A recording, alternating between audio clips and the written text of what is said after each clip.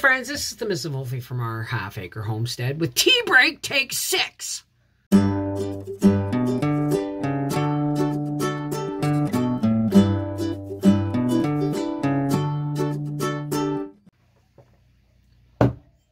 I have tried to do this tea break over and over and over again without offending anybody, without pissing off YouTube, but still getting, you know, my feelings and my thoughts across. It's a really tough task, so bear with me, okay?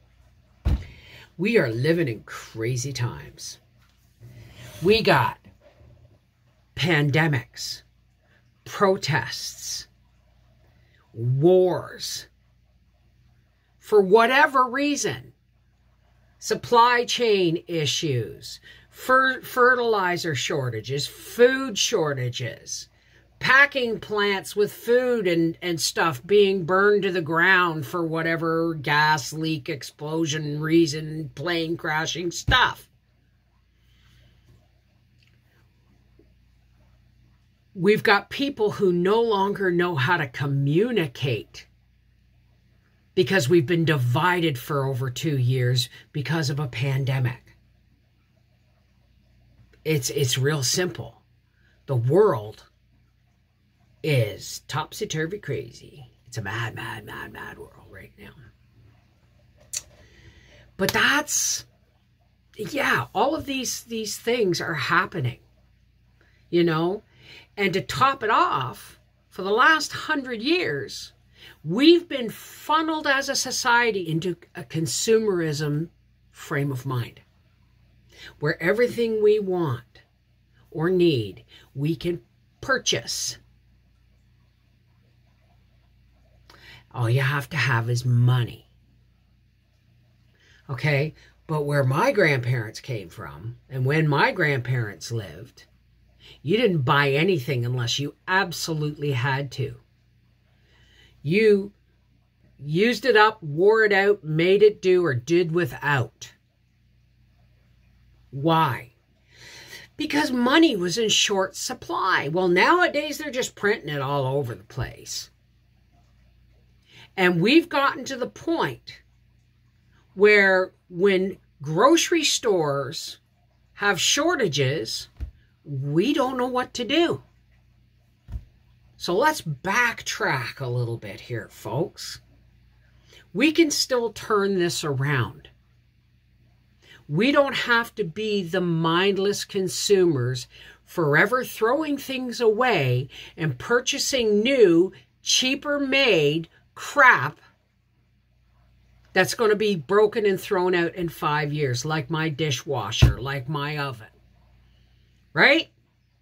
So how can we turn this around? Well, we can cut out a lot of the middleman.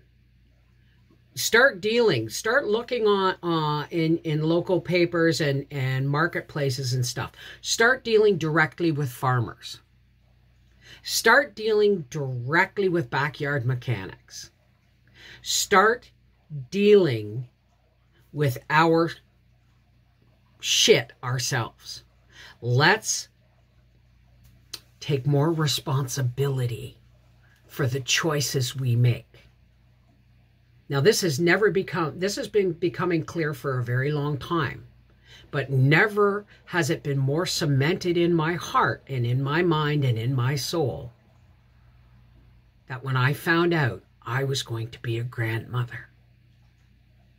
So now the world is no longer about my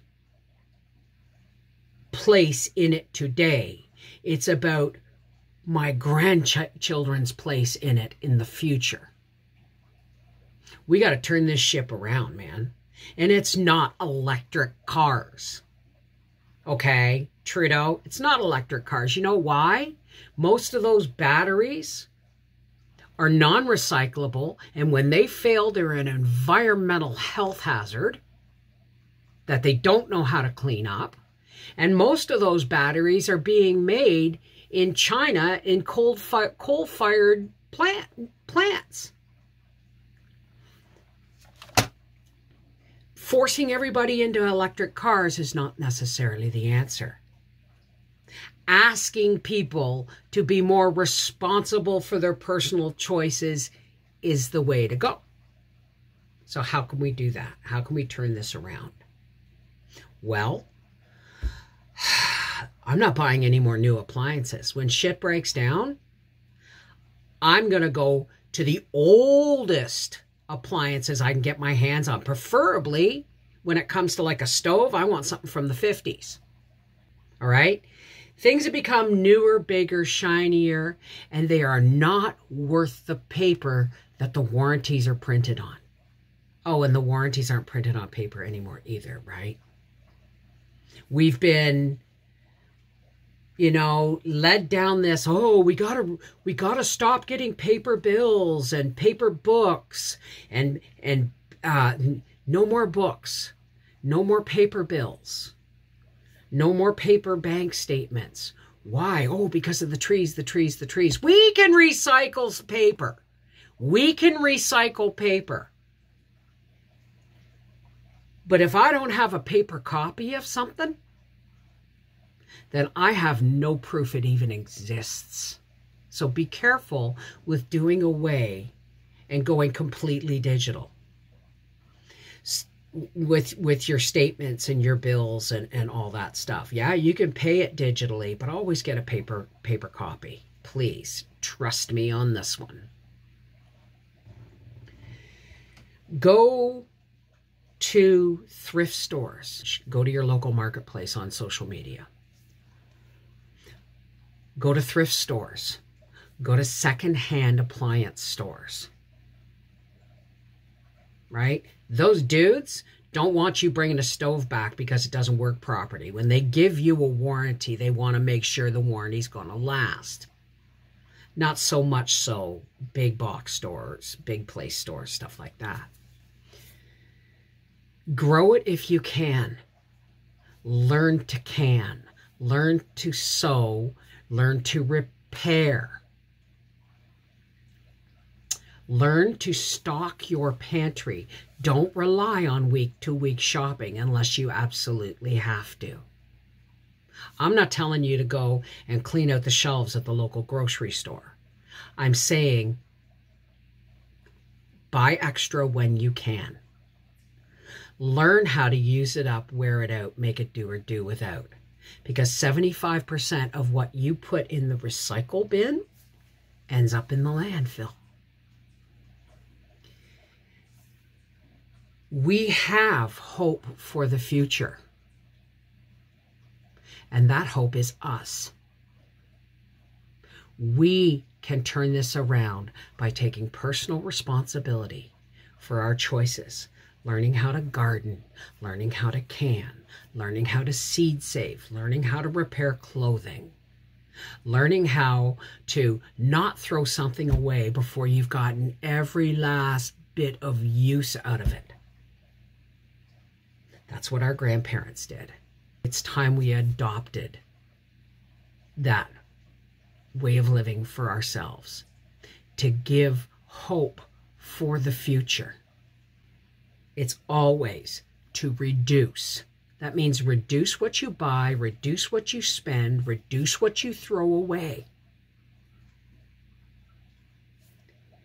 And reuse again and again and again. Briar's throwing some clothes away. I'm taking buttons off. Like, he gave me a shirt to put into my grandbaby's quilt. So I will be very carefully dismantling that very good quality Wrangler shirt. And I will be taking all the buttons off. And I will be using every scrap of fabric that I can. That's just good home economics. Right? So folks, let's take responsibility for our square piece of the planet. And let's leave it better than when we got here. For our grandchildren. For the future. Right? We can no longer rely on institutions like government and World Health Organizations and all these World Economic Forums and all these things. We can't rely on them to make our life better. because we've been relying on governments and stuff for a long time, and look where it's gotten us. Time to take responsibility for our own moment in time on this planet. All right? So I hope you're enjoying the Frugal Living series. And, you know, keep those ideas coming. This is a community. And this is a community that doesn't lie to each other. We support and uplift each other, and we share our knowledge. Let's use that to our advantage. All right? Mwah! Take care. God bless. I love you guys.